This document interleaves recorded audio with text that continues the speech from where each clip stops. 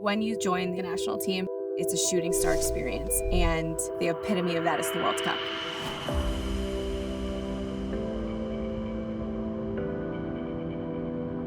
I started playing soccer when I was 3, and I played organized 11v11 co-ed, which is ridiculous. At a very young age, I was starting to dream about being a professional player. It was definitely inspired by my family and the fact that we were just young, active kids in Southern California and just wanting to spend time with my sisters. I played on their teams. Both my parents coached and managed. So really the whole thing for me was just revolved around being with my family and having shared activity.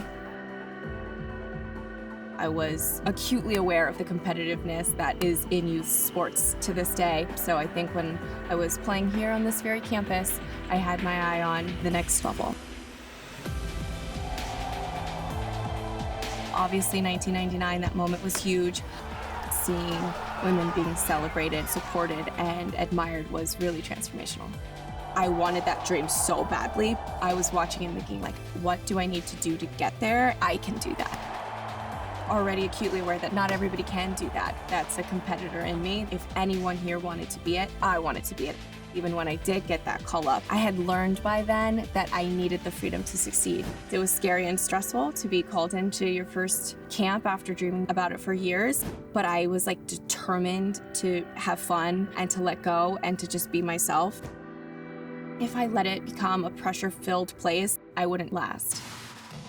For the entire time I've been on the national team, we've all been acutely aware that there was nothing we could say or do or stand for that would outweigh what winning brought, which was the platform and the voice and the opportunities. We had to win 2 back-to-back World Cups to have the momentum and public attention to get the outcome that we wanted.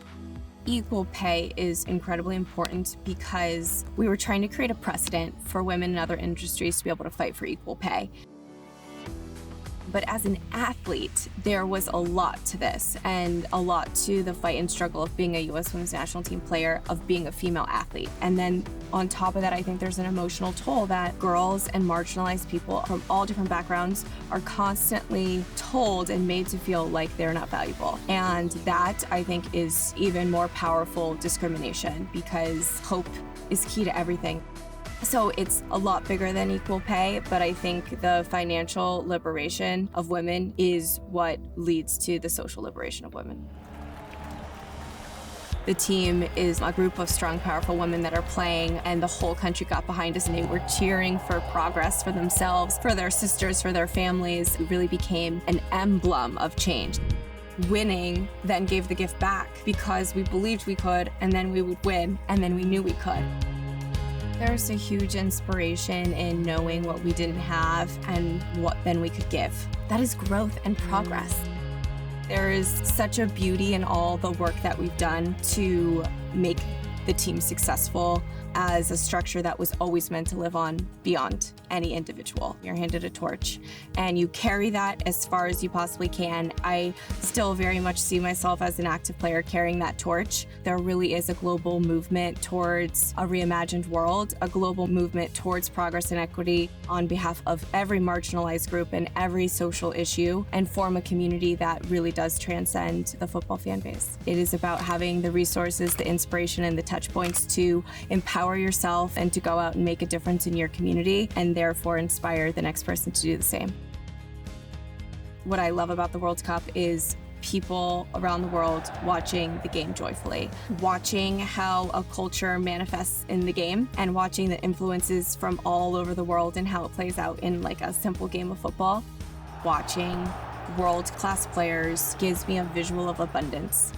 The feeling that you get when you play, when you find flow state and you know you're doing something that's like natural and freeing. It's a touch point into a higher state of consciousness that you can get while you're playing, but you can also get it by being around people who are cheering for the same thing. And it's very uniting, and I think that is the power of sport.